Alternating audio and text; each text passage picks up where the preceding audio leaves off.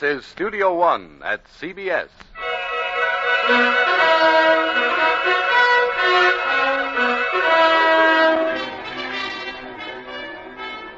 Governor, Sheriff Karadak's going up into the hills all alone after that outlaw, Rhiannon. He sent you this note. Karadak's a fool to go after Rhiannon in his own country. He'll get himself killed. I can't afford to lose the best sheriff in the state. And listen to this. Dear Governor, think I've discovered where Rhiannon's been hiding out all this time. Maybe away a while. I'm going up Mount Laurel to find the singing guns. What's that crazy fool mean? I don't know, Governor. Who ever heard of singing guns?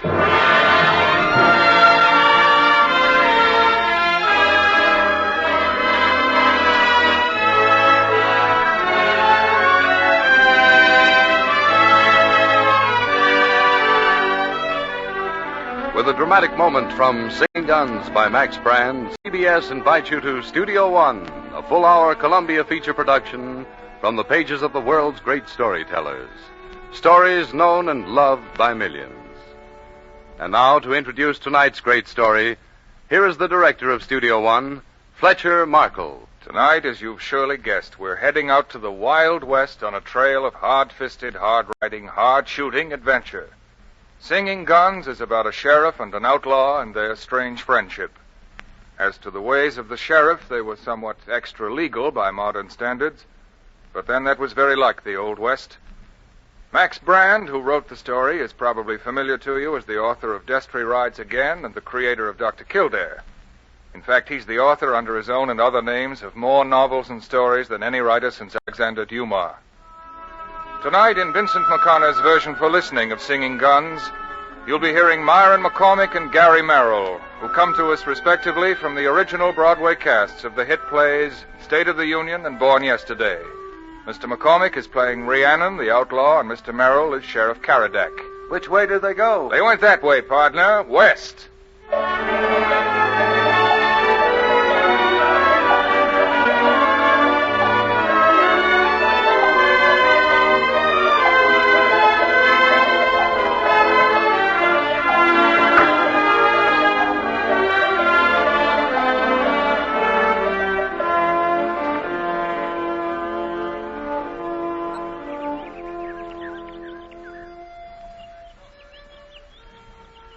Sheriff Karadak had gone up Mount Laurel and found his man.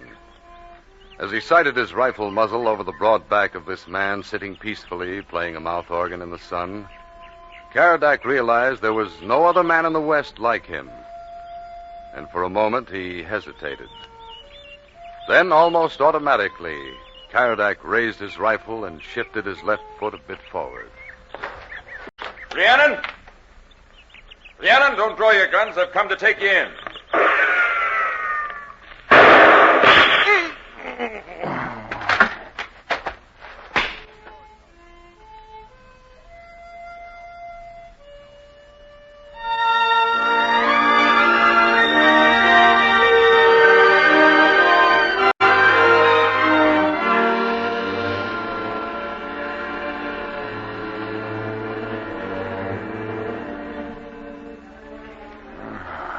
Guns. Singing.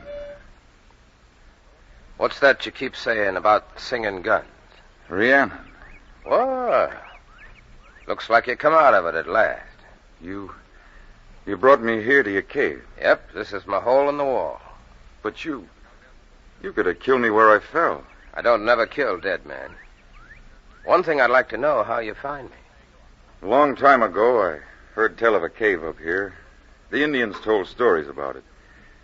I got to thinking, and I decided this is the only place you could be hiding. Do you like some food? Rhiannon, if I'd worked for a week and never ate nothing all that time, I'd only just begin to be as hungry as I am right now. What might you take a fancy to? If I had my pick, I'd kind of begin with some trout, grilled nice and brown. I like a man who enjoys his victuals. You and me should have met up long ago, Karadak. Oh, so you know my name. Found it on a letter in your pocket. Sheriff Owen Karadak. Now, you rest right here until I get back. Where are you off to? I'm fixing to catch us a mess of trout.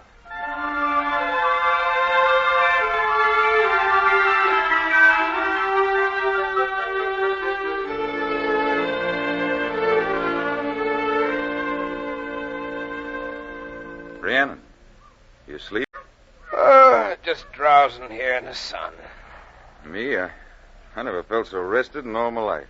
Well, that means your wound is healed, Karadak. You're strong again. How long have I been here? Oh, 10 days, maybe 2 weeks. We haven't done much talking, have we? Nothing much to talk about. Two men like each other, there's no need to talk about it.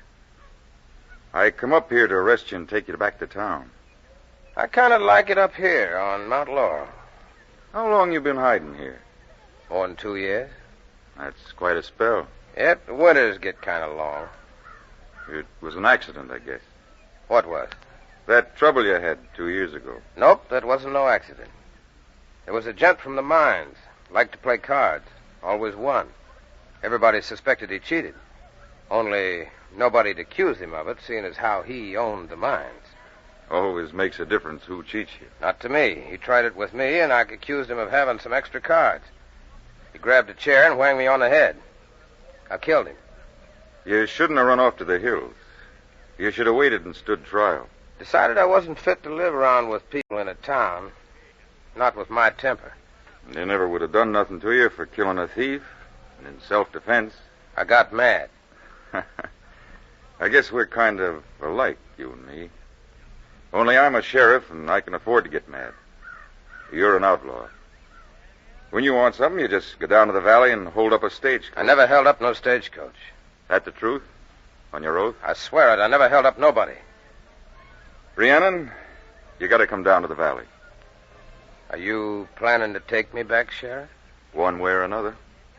Well, I guess they'd be waiting for me down there with open arms. And a rope. Folks know you by that mane of hair you wear, blowing around your shoulders, and by your beard.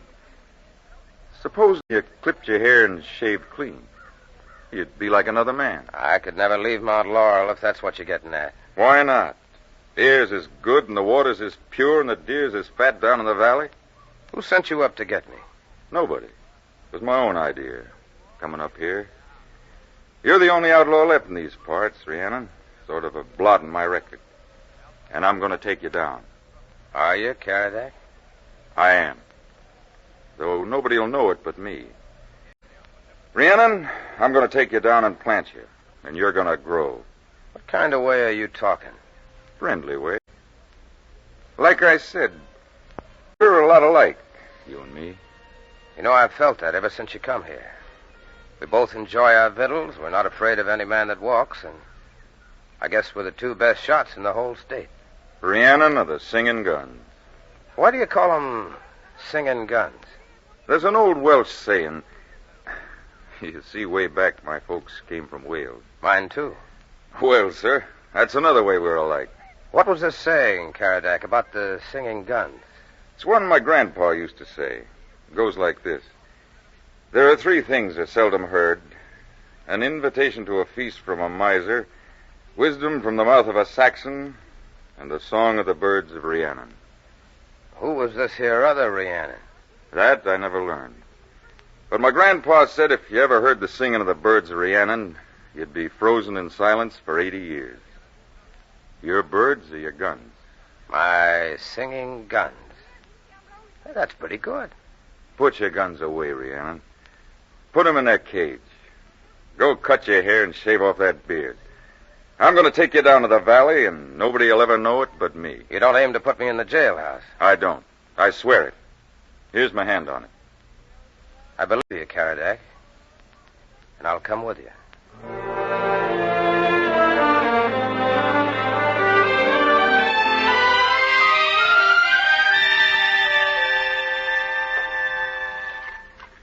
You nearly finished? Yeah, haircut and beard shaved.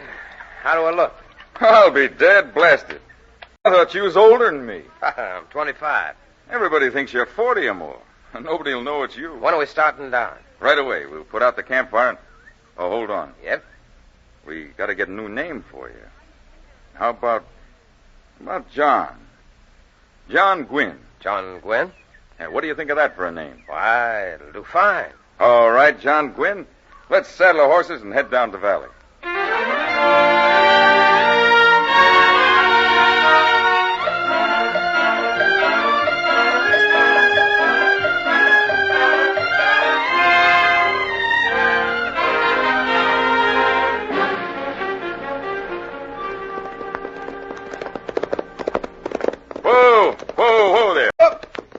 Anything wrong, Sheriff?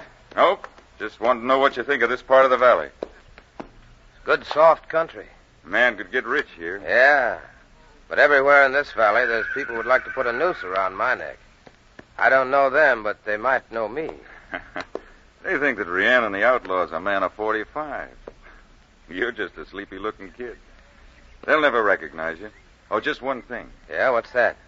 If you ever should run into any kind of trouble, make for Mount Laurel in your hole in the wall. I'll come up to you up there. Remember that. I'll remember. What do you think of this old ranch up ahead? Yeah, it's got a look about it. I can smell the honeysuckle growing over the little house. It's just a run-down old shack. Could be fixed up mighty pretty. Sort of fits into my mind. Like I'd seen it before somewhere. How'd you like this place for your own? Me? Well, I know it ain't much. Well, I'd never asked for nothing better. Except a woman to put in it, maybe? You always got to ride ahead, don't you? A few years back, Jim needed some money, and I let him have it. When he couldn't make good, I took this place in payment. And this is your place? Not anymore. Go on in and hang up your hat, kid. What? From now on, this is our place. Yours and mine. 50-50. Rhiannon, you're a farmer now.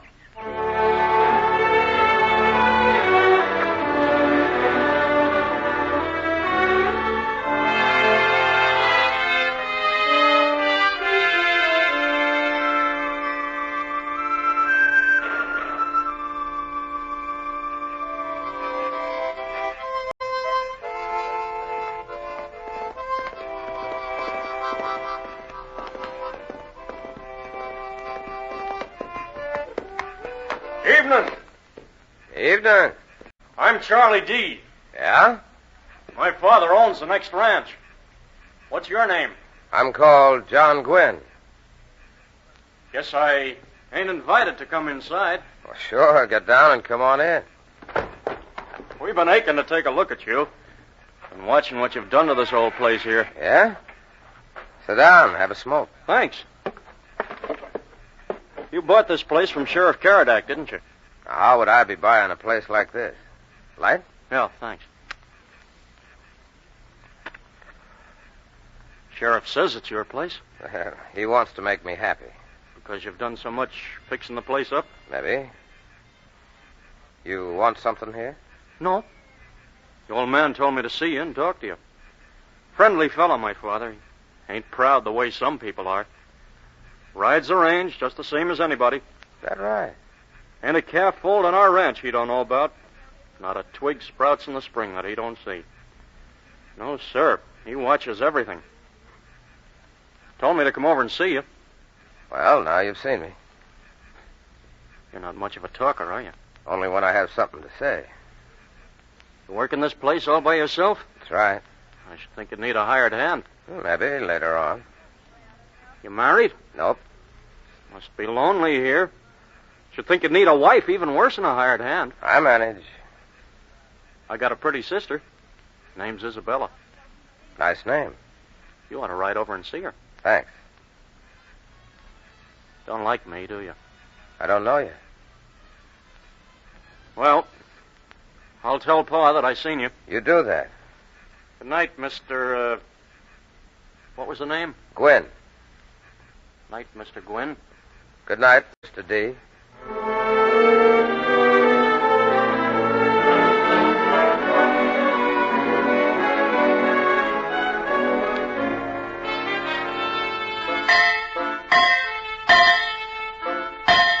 Mr. Gwynn, I hear someone riding this way. I've been listening to him for the last 30 seconds, Richard. Go on with your work. I'll see who it is. Yes, sir. I'll have this finished in no time.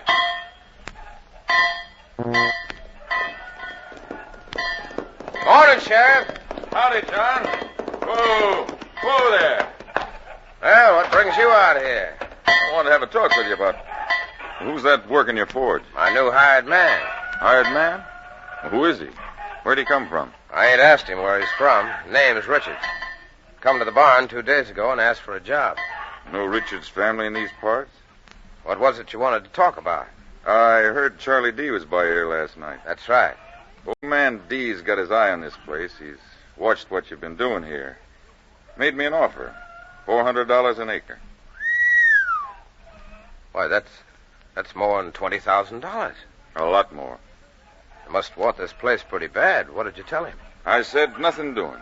I told him this was our place. Yours and mine. That's generous, Owen, but you could have hired somebody to fix this ranch up the same as I had. I could never hire any man to do the job you're doing here. What'd you think of Charlie D? I think he's a right smart customer. All those D's have brains, but Charlie's the smartest of the lot.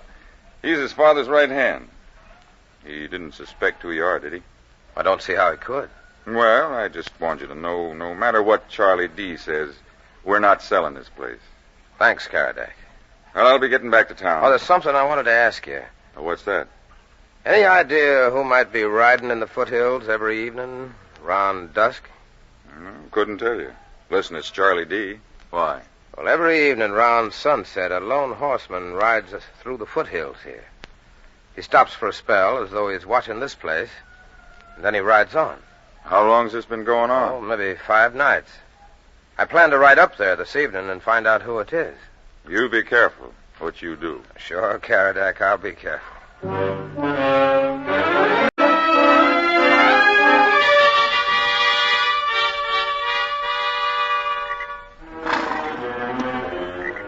Quiet, boy, quiet. Hold on there. Well, I'll be a doggone son of a... It's a girl. Evening, ma'am. Don't come any closer, my friend. Well, I don't aim to do you any harm. What's on your mind? I reckon they sent you here.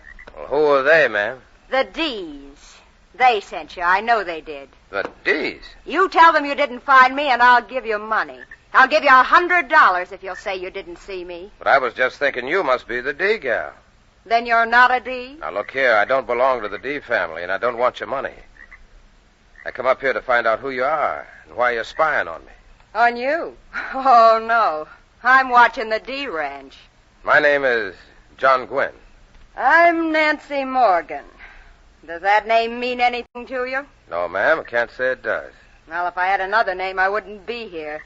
The Morgans and the D's are enemies. Have been for generations. Anything I can do to help you, ma'am? Now, what could one man do against all of them? Even if Rhiannon came down from the mountains to fight for me, it wouldn't help. Rhiannon? What do you know about Rhiannon? They say he's cruel and strong and terrible. But they say he's never cruel to a woman. What would you be needing an outlaw like him for? Who else would break the law for me? I have to get something away from the D's. And who else but Rhiannon would dare to help me? What claim have the D's got against you? No claim. And they never will. They hate me like they hate every Morgan. But I'll never give up to them. Not while there's life in me. Good night, John Gwynn. Well, hey, come back here. Come back.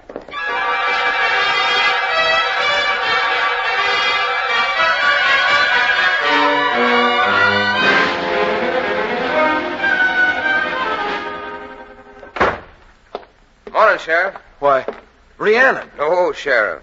My name's John Gwynn. You crazy fool. What are you doing in town? I had to talk with you, Karadak. Couldn't wait till you might be riding out to the ranch next. Anybody see you come into my office? Nope. A lot of people in front of the courthouse, but they didn't pay no attention to me. You in the sheriff's office. I ought to put you in a cell. Well, go ahead if you want. I didn't bring no guns with me. Don't be a jackass. Sit down. Thanks. What's so important you've ridden into town? Did you ever hear of a family in these parts named Morgan? I sure did. Where do they live, these Morgans? They don't. There ain't no Morgans left. Not since the cattle war. What do you mean there ain't any left? They're all planted in a row. Boasted they had to be buried with their boots on, and they was. Who killed them? The D's. Who else? The D's? Well, the other day you led me to think they was respectable folks. What kind of folks was these Morgans? They was the kind that was best stayed away from. Cussin', shootin' rascals, that's what they was. How do they look? Well, when I was a kid, I used to know a few of them. That was before the D's moved in and cleaned them all up. Yellow hair? That's right. Blue eyes? Every one of them. All looked alike. And they could ride like the devil, shoot like the devil, and lie like the devil. Well, they wouldn't even tell you the truth about the weather. And while they was lying, they'd smile a little at you out of the corner of their eyes. And you're certain they're all gone? Man, woman, and child. The D's were plenty thorough. They started at the top and they went right on down to the bottom. Them was the days to be living in, kid. I just seen the sunset of 'em, the afterglow. What are you smiling at? None of your business. You better take a vacation, kid. Me? When a man talks back to the sheriff and him with a criminal record, it's time for him to take a little rest. Karadak, I've met a woman who says her name is Morgan. Morgan? That ain't possible. She has yellow hair and blue eyes. Her name is Nancy. Well, whoever she is, you keep away from her. She's the first woman I've seen in 2 years. She'll have you hanged, most like. Most like. Well, I'll get back to the ranch. Hold on. Where were you last night round about dusk? Up in the hills. That's just about when I met her. And that's when the overland stagecoach was held up between your ranch and town. Karadak, you ain't thinking that... I ain't thinking nothing. But folks here in town, they're saying it was Rhiannon held it up. But I tell you that Listen to me, John Gwynn. You go back to that ranch and stay there. And don't you ride into town again.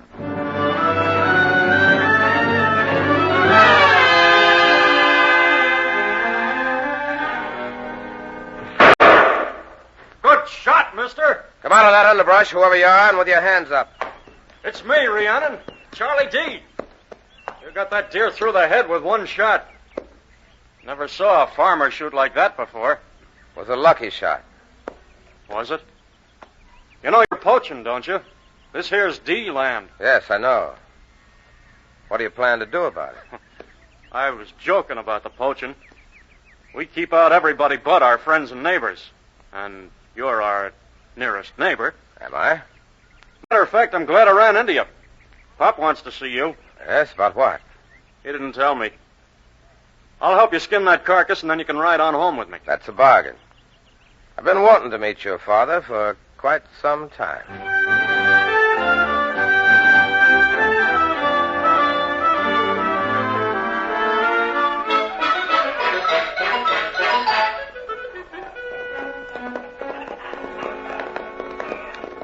Hey, Pop!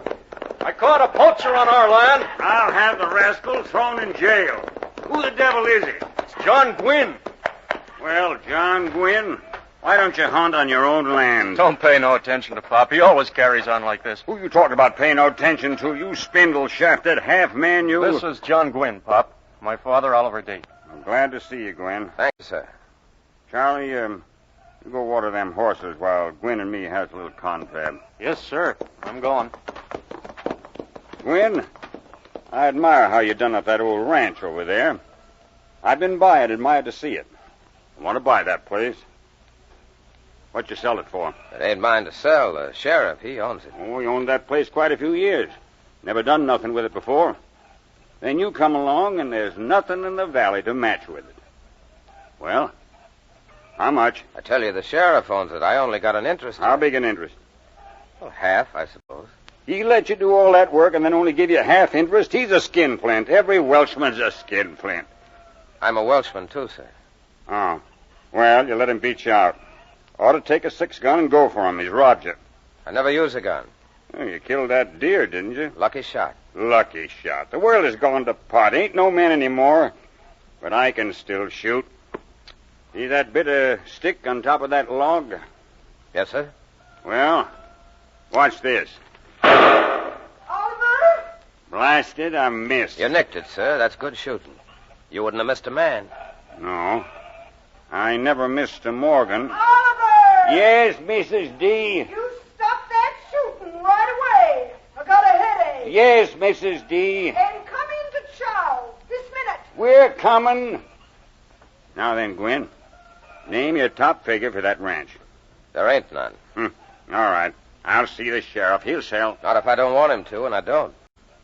Anyway, you've already seen him, and he told you he wouldn't. Well, come along. We'll wash up. Mrs. D would give you tarnation if you came in the house with hands like that. Oh, I gotta be getting back to my place. Not till after chow. Now come along.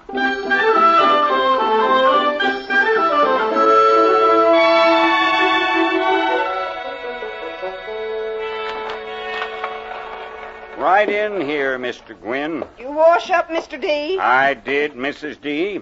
We got company for chow. I know we have. This is John Gwynn. Well, come on in. Was it you started Mr. D to shooting? Well, I'm afraid it was, ma'am. I don't allow no guns around this house. The day's gone by for that nonsense. Now, come along and have some chow. Isabella, where are you? Here I am, Mama. Oh, this here's John Gwynn. Has the next ranch. You sit here beside me, Mr. Gwynn. No, sit across the table. We can talk better. Thank you, ma'am. Isabella's just come home from school. She's been getting finished off. Isn't she pretty, like I told you? Charlie, you let your sister be. Sit down, everybody. Sit down. I've heard about your beautiful ranch, Mr. Gwynn. I want to come over and see it one day soon. Well, you'd be right welcome. Anytime. Here's your soup, Mr. Gwynn. Thank you, sir. Mr. Gwynn's a mighty handsome man. Ain't he, Bella? Of course he is. You're making him blush. Young and handsome and set up in the world already with a fine ranch. Well, of all the outrageous talk. Let Papa ramble on. I don't care. Neither does Mr. Gwynn. When I was a girl, young people weren't so forward. More's the pity. Now, Bella and Gwen here will be like old friends before they're an hour older. Of course we will. Won't we, John Gwynn? Oh, yes, ma'am. I certainly hope so.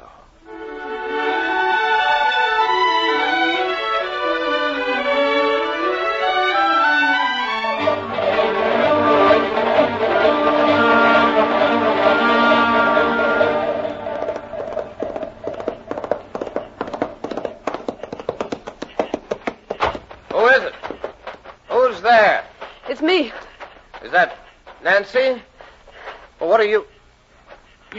Why, Miss Isabella. In the moonlight, I thought... Who did you think it was? Who is this Nancy who comes riding to see you? Well, never mind about that. What are you doing here? There's been a holdup down the valley. Oh, another one? Well, how does that concern me? There's a posse riding from ranch to ranch asking questions. They've just been to our place, and now they're heading over here. Is the sheriff with them? Yeah. Sheriff Karadak's the one who's asking the questions. I slipped out the back way and rode across country through the foothills to get here ahead of them. But why? I came to tell you that they think it was Rhiannon. Rhiannon? Listen, they're coming. You think I'm Rhiannon, do you? Does it matter what I think? Yes, Miss Isabella, it matters quite a bit. All right, I'll tell you. It's gotten around what a good shot you are. Somebody saw you hunting. They said only 5 men in all of Arizona can shoot like that. 4 of them are in jail. And the other? His name is Rhiannon. That's you, John Gwynn? Yes, Sheriff? There's been a holdup in the valley. 2 people killed. We think it's the outlaw, Rhiannon. Why did you come here? You're a stranger in these parts, Gwynn. We wanted to ask you a few questions. I'm listening. I've been sent down here from the governor's office to investigate that stagecoach holdup last week. How was Rhiannon did it? Sure it was. The outlaw. Where are you from, Mr. Gwynn? Well, no place special. I've been sort of traveling around, working wherever I can find a job. And where were you tonight, about 2 hours ago? I was right here. Ain't been off the ranch since before sunset. Anyway, proving that? Well, I was here with him all the time. Who are you, miss? That's Miss D, Oliver's daughter. Evening, Miss Isabella. Good evening, Sheriff. Oh, we were just by your father's place, miss. Well, I'd better be getting home myself. Well, we'll ride on south to the next ranch. Come on, boys. Let's go. Good night, Miss D. Good night, sir. I'll ride out this way tomorrow, John Gwynn. all right, Sheriff, I'll be here. Miss Isabella, Yes, Sheriff. this your horse tied to the fence? Yes, Sheriff, it is. Seems like he's covered with sweat, as though somebody's been riding him hard. Recent. Well, good night, Miss D. He knew, but he didn't tell the others. Why did you say that you'd been here with me? You are Rhiannon, aren't you? Yes, Miss Isabella, I am. All right, Rhiannon, raise your hand. What? Who's that? Richards, my hired hand. Don't do nothing foolish, Rhiannon, or I might shoot the lady. I ain't aiming to. I've been hiding in the bushes listening to you, Rhiannon. Now I'm taking your horse, miss. I'm getting away from here. All right, Richards, you find out who I am. But let me warn you, if you try to put me in jail, I'll find you and I'll break you in two. The boys that I work for don't want you in jail, Rhiannon. He can use you better out of jail. He's going to use you like an ox in a yoke. He's going to work you and plow his field with you, Rhiannon. Well, I suppose there's no use going after him. Now let him go. I'll catch up with him later on. How am I going to get home? I'll ride you back, Miss Isabella. I still can't figure out why you did this for me. Can't you, Rhiannon? Well, you just think about it. Oh, yes, miss. I'll do that. I sure will.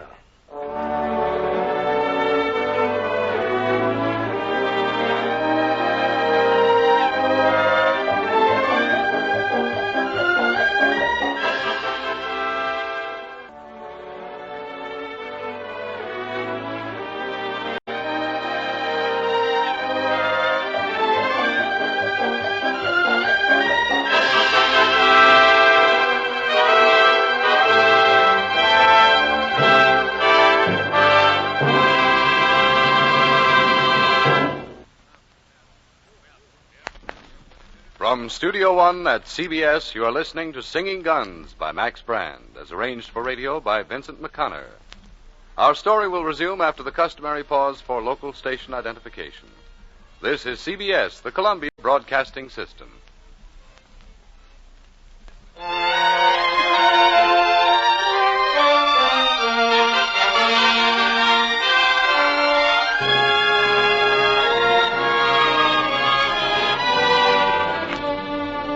Continuing from Studio One at CBS. In future weeks, Studio One will be returning to the big cities and other more civilized areas for Christopher Morley's Kitty Foyle, Catherine Brush's Young Man of Manhattan, and Edna Ferber's So Big. But this week our scene is the Badlands of the Old West. Now, part 2 of Singing Guns by Max Brand. Star tonight, Myron McCormick as Rhiannon and Gary Merrill as Sheriff Caradoc.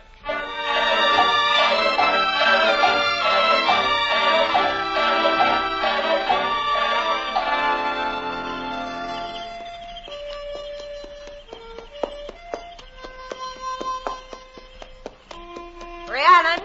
That you, Rhiannon? Oh, boy, whoa there. Did you take the D girl home and tuck her into bed?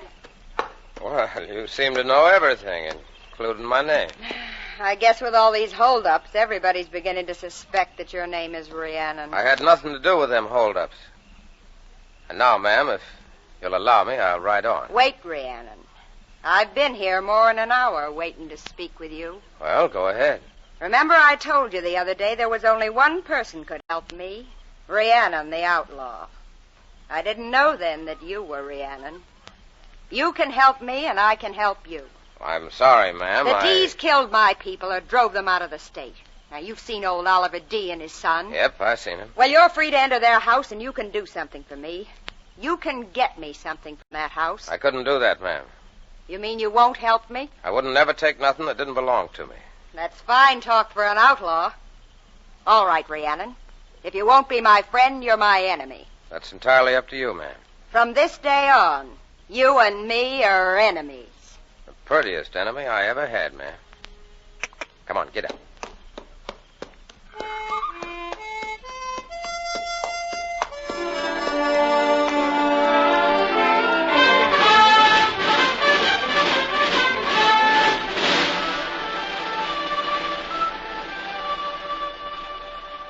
John Gwynn, where are you? Here, in the barn. Come on in. I just rode up and couldn't find you. What are you doing in here?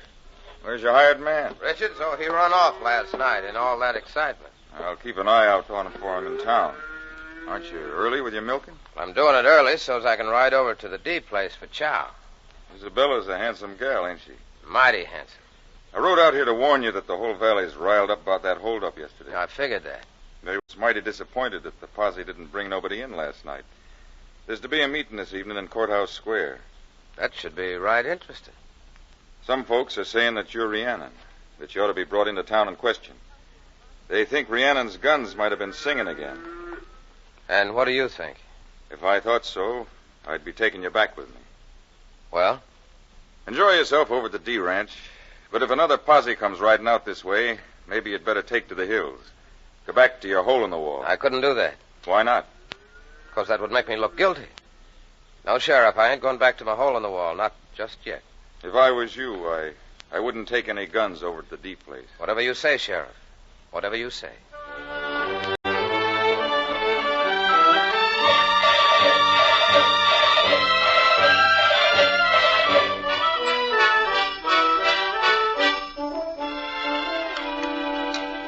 Fella tells me you've lost your hired hand, Mr. Gwynn. That's right, sir. He ran off last night. I'll keep telling Mr. D that he shouldn't hire every hand that comes riding out of nowhere asking for a job.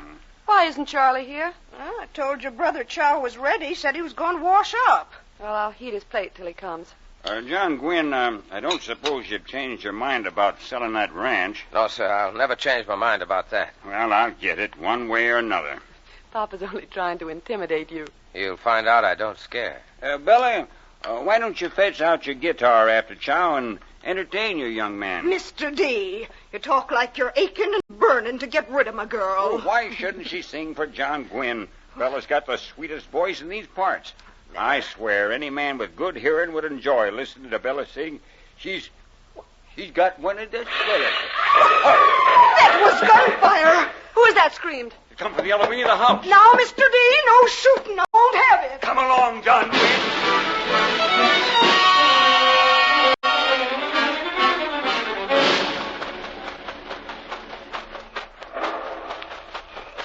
What is it, Charlie?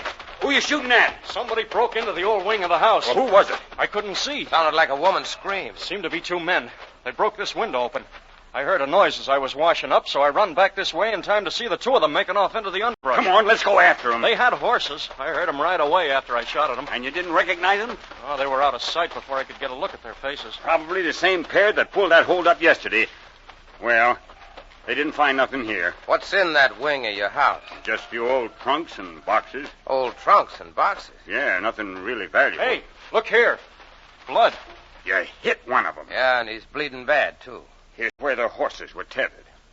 You know, John Gwynn, I'm mighty glad you were having chow with us this evening. What do you mean?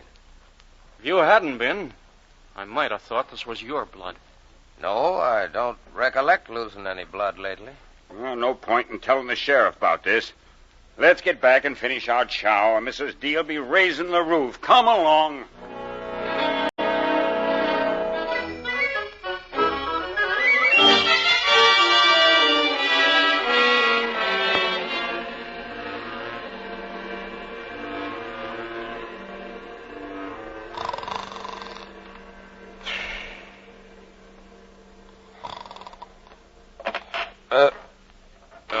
What's that? Who's there?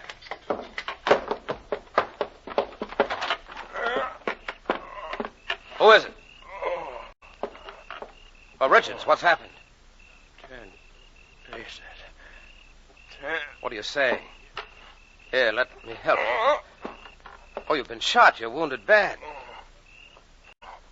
And if you die here, everybody's going to think it was me that killed you.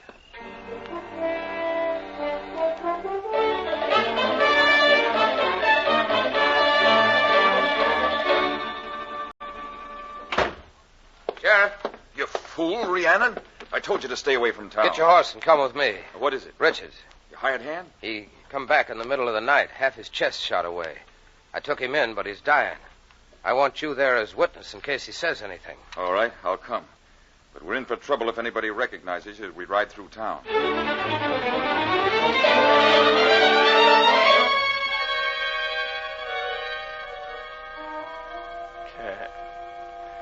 Ten paces. What's he talking about? Well, I don't know. He's been saying that over and over ever since I found him. Who do you think shot him? Charlie D. Charlie? Why do you think that? Somebody tried to break into the empty wing of the D ranch last night while I was there. Charlie tried to stop him. There was more than one of them? Charlie said he saw two men. He hit one.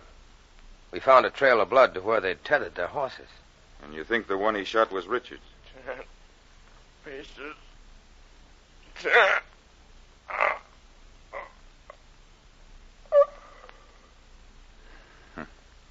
Well, I'll never learn nothing more from him. 10 paces. I wonder what that means. We better get him buried and out of sight before somebody starts asking questions. Questions? Anybody but me might think you was the one who killed him. Well, you're not thinking anything like that, are you? Nope. I think the guns are singing, but I don't think they're Rhiannon's guns. At least, not yet, I don't.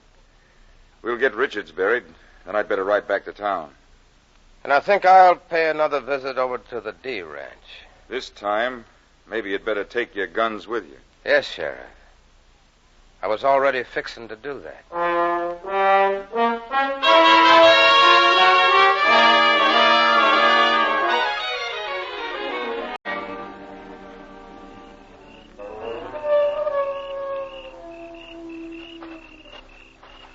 Who's there? Miss Isabella? Rhiannon, thank heaven you're here. But don't make a sound. What are you doing out here in the night? I heard a noise from this old wing of the house. When I came outside, I could see a flicker of light through these boarded-up windows. Somebody's got a candle lit in there. You can see it flickering through the cracks. It's Charlie. Your brother? Yeah, he's in there with a woman. Woman? She's got a gun. Why is he so still? He don't move. If you get close to the window, you can hear what they're saying. All I could make out was that she's trying to find out about a map for some sort of cave. Listen. I don't understand half what you're talking about. And besides, how do I know you're a Morgan like you say? Don't I have the look? Yes, you have. Handsome and mean. Sure. That was some crack on the head I gave you, wasn't it? You were out cold for 20 minutes. All right. So now you've got me tied up and I can't move. Yeah, and I've got a gun. You know, your father was a no-good thief. Is that a fact, Mr. D? Whatever was crooked, he was good at. Including robbing stagecoaches. Think so, eh? Yeah, and I think something else. Like father, like daughter. You've been stopping some stagecoaches on your own. But that coyote who left some of his blood behind when he hightailed out of here last night. Curious about my gentleman friend, Mr. D. Well, I'll tell you who he was. He was my husband. Calls himself Richards, among other names. We were here last night looking for a very interesting document. Yeah? It's a map we're after. We got one half of it last night, out of one of those old storage trunks over there, just where I thought it'd be. How'd it get here? I don't know anything about any map. Your father stole it from my family, but it was in 2 parts. I got a feeling the other half's around here someplace, too. I don't understand all this. What's the map for? It shows you how to get to the hiding place of quite a fortune, my friend. I've got the half of the map that shows how the stuff is hidden. It's some place called the Hole in the Wall. Now I want the part that shows me how to get there. You paid a plenty high price for the one half. Yeah, you shot Richards. But he was always clumsy. Last night he went off with a hole in his chest big enough to drive a stagecoach through. Don't think I was devoted to the gent. He had no style. Not like Rhiannon. Is he dead? My husband? If he ain't, I'd be surprised. Little cold-blooded, ain't you? Yes, Mr. D. I'm cold-blooded. Really wouldn't care very much what happened to you, unless you tell me what I want to know. Where is this place called the Hole in the Wall? I've heard of it, but that's all. Mr. D, I don't have much sense of fun, so stop playing. Everybody's heard of the Hole of the Wall around here, but nobody knows where it is. You're lying. I'm counting 10, see, and then I'm ending the argument. I tell you, I don't know. Maybe you don't, or maybe you do. But if you don't, it's too bad. You see this gun? You hear me count. 1, 2, 3. 3's far enough, Nancy Morgan. Rhiannon. Charlie, are you all right? Get out of here, Bella. This woman's crazy. Drop that gun. Not a chance. And if you take one more step, I'll shoot this man through the head. Rhiannon, she will. Drop your guns, Rhiannon, and fast. Well, suppose we make a little bargain. I don't need to bargain. Drop the guns. You want to find the hole in the wall, don't you? And I'm the only one who knows where it is. What's your proposition? You leave Charlie here with his sister, and I'll take you up Mount Laurel to the cave. You will? Matter of fact, I'm the only one can take you there. You see, that's where I've been hiding these past 2 years. Well, is it a bargain? It's a bargain. Drop your guns, both of them, and kick them over to me. Sure.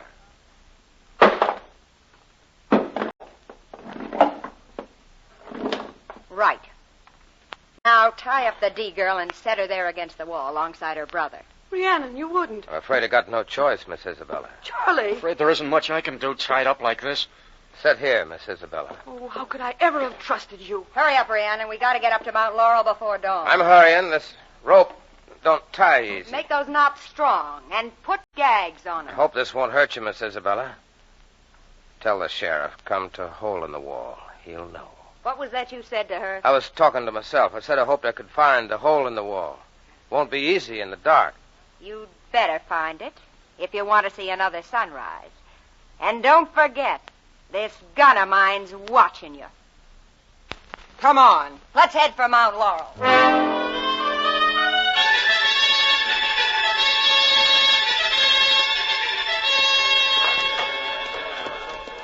Well, where is he? Where is he? Place is empty. Nobody's here. Reckon this proves it's Rhiannon, the outlaw? It don't prove nothing, except that he ain't here. Carradine, I still think you know more about this John Gwynn than you're telling me. Where'd you meet him? Why'd you let him live here on your ranch? Right now, I'm not saying anything more, Mr. Nearin. We only rode out here to ask John Gwynn a few questions. We've no evidence against him. The fact that he ain't here don't mean a thing. Maybe he's over visiting his neighbors. All right. Let's ride over at the D Ranch. We're riding over at the D Ranch. The D Ranch. The D Ranch.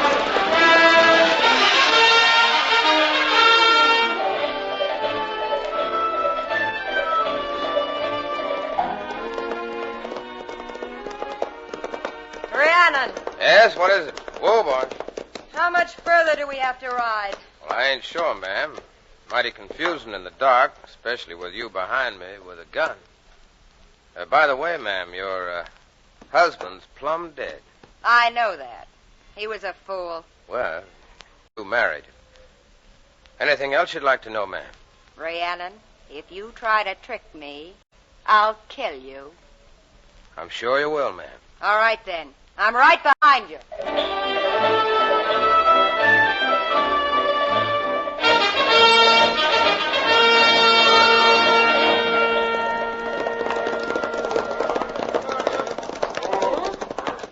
That you, Sheriff? Yes, Mr. D. I've got Mr. Nearin with me from the governor's office. Mr. Nearin, eh? Has John Gwynn been here, your neighbor? He sure has. Only his name isn't John Gwynn. Charlie, no, don't. What's that you say? His name's Rhiannon. I know it. Where is he? He tied up my sister and rode off with a woman who calls herself Morgan. Morgan. Then he was right. Well, Rhiannon's taken her up on Mount Laurel. He whispered in my ear, Sheriff. Said for you to come to the hole in the wall. The hole in the wall? That's Rhiannon's hideout. We'll all go up there. Come on, Sheriff. You better lead the way.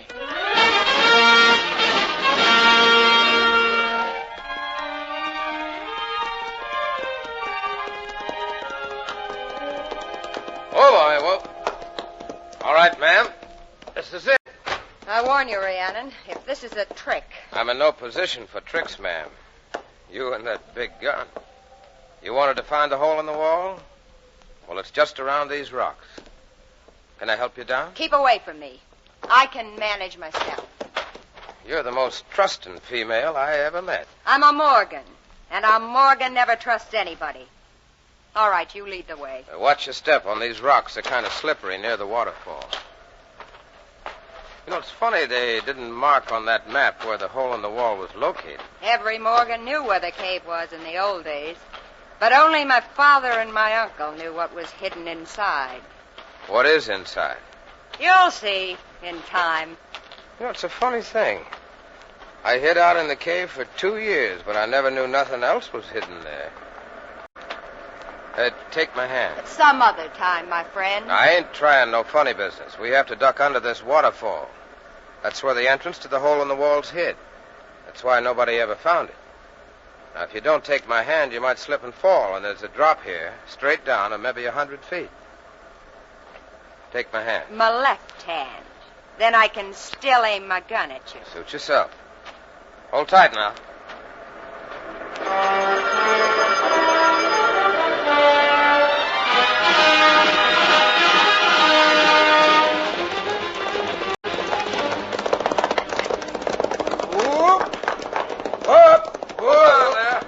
What is it, Mr. Nearing? I'm afraid we're lost. There's a fork here. We ought to go to the right. No, to the left. Karadak's gone on ahead, the fool, and I can't find the landmarks he gave me. If only the sun had come up. How many hours is it to dawn? Not long now. All right, we'll turn left.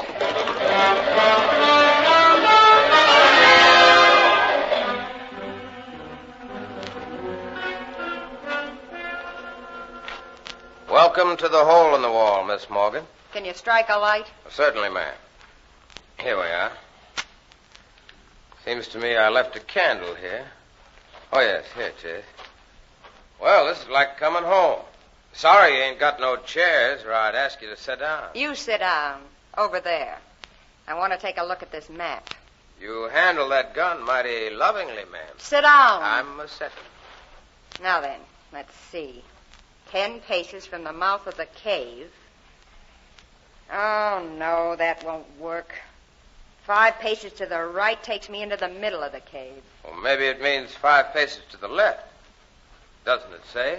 The map reads 10 paces in from the entrance. That's along this wall. Then 5 right. Oh, that's out into the center again. Maybe those first 10 paces shouldn't be against the wall. Maybe they're straight into the cave. I'll try that. You stay where you are. I ain't moving a foot. All right. Now I take 10 paces into the center. 1, 2, 3, 4, 5, 6, 7, 8, 9, 10. Now, 5 paces to the right. 1, 2, 3, 4, 5. You're right against the wall. The map says pull down the 3rd stone from the floor. Well, that must be this one. Oh, I can't move it. Want me to try? Yes. Come over here. But watch yourself. Never trusted anybody in your life, did you, man? When are you going to tell me what's hidden behind this stone? You'll see it in a minute. The Morgans hid a fortune here. The gold dust they took from a lot of stagecoach holdups back in the good days. The good days before Sheriff Karadak, eh? Maybe $1 million. And every bit of it's mine. It ain't hardly worth holding up a stagecoach nowadays. To think that I slept here for 2 years next to all this. Go ahead. Pull on the rock. The sharp one. Yes, ma'am. But hadn't you better stand back just to be safe? I'll stand right here. Now go ahead. Pull the rock away. Whatever you say. Stand back. Let me see inside. Well, there's some sort of a chain with an iron ring on it. Shall I give it a yank? I'll do it. Get away. Way over there. I don't aim to touch your precious treasures. Stand back against that wall. I'm as far as I can get without going outside. All right. Now I'll pull the ring. You're about to see the Morgan fortune, my friend. And it's mine. Get back!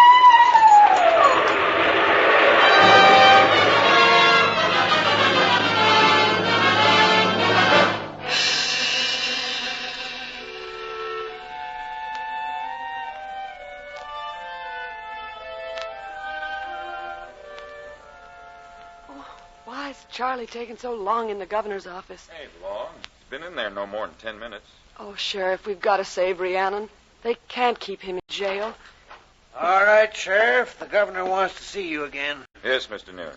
This time you can bring Miss D with you. Oh, thank you. Then I'm mighty glad that we aren't in for another period of feuding between the D's and the Morgans.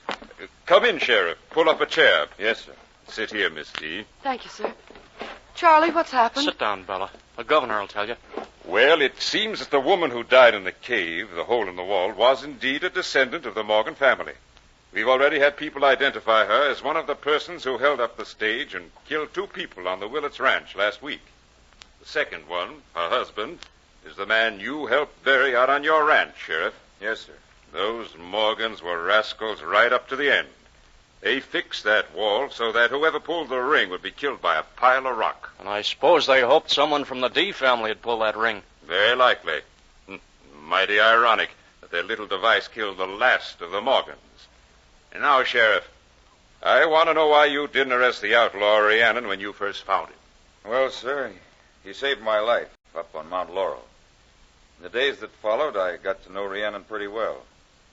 I knew then, sir, that he was no outlaw. We have courts to make such decisions, Sheriff. But, Governor... You're a lucky man, Karadak. Facts prove that you were right. We have every reason to believe that Rhiannon is an innocent man, that he never held up any stagecoach. You mean he can be released? Now, hold on, miss. I didn't say that. You see, there's another charge against him. 2 years ago, he killed a man. That was in self-defense. Well, we have to go into that. Meanwhile, he must remain in his cell. Could I see him, please? Of course, Miss D. Nearin, you take her over to the jail. Yes, sir. Thank you, Governor. I have a few more questions I want to ask your brother and Sheriff Karadak.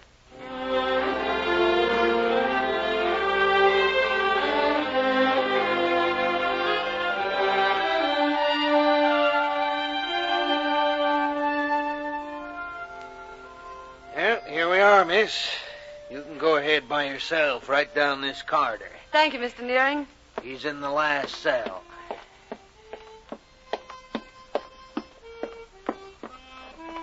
Rhiannon? Miss Isabella. I've been sitting here thinking about you. I've just come from the governor. They found out you didn't have any connection with those holdups. Well, why don't they let me out of this old jailhouse? I'm sorry, they won't let you out yet. It seems 2 years ago, I know. I killed a man. the governor says you have to stand trial for it. I shot him in self-defense. I told Sheriff Karadak the facts. Fella tried to cheat me at cards. When I accused him of it, he struck me with a chair and... Rhiannon! Rhiannon! Look at this! It's the sheriff. Karadak, what is it? See this paper? You're a free man. What? This young lady and me, we convinced the governor that you're a law-abiding citizen. I told him the facts about that fella cheating you 2 years ago and how you shot him in self-defense. This here's your pardon. You're a free man. Oh, Rhiannon. Only one thing. What's that, Karadak? You gotta promise me that you'll put those guns of yours away in a cage. They won't do no more singing. Never again. It's a promise. Now then, I'll get you out of here.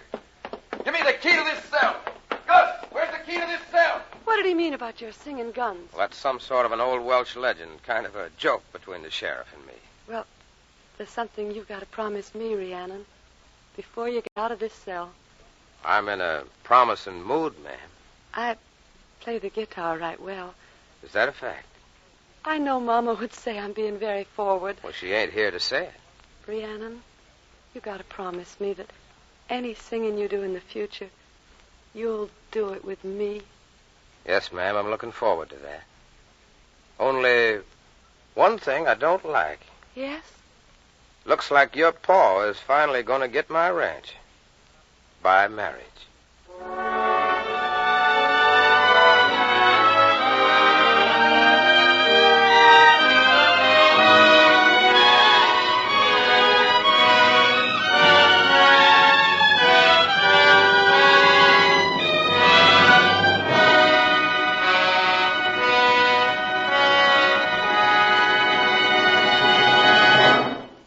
From Studio One at CBS, you have just heard Fletcher Markle's production of Singing Guns by Max Brand.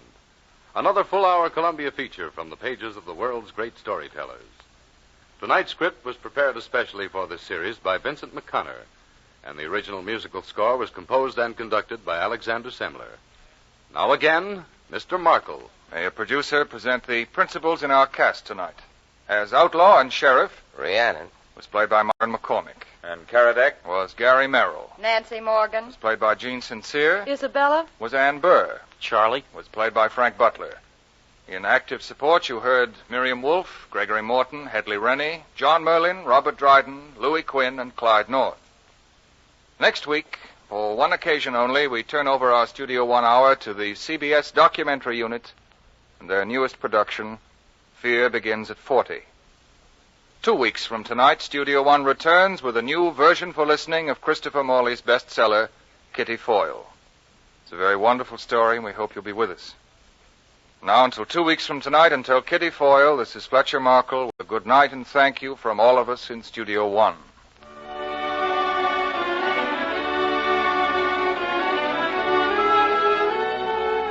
Let me repeat a special message for Studio One listeners.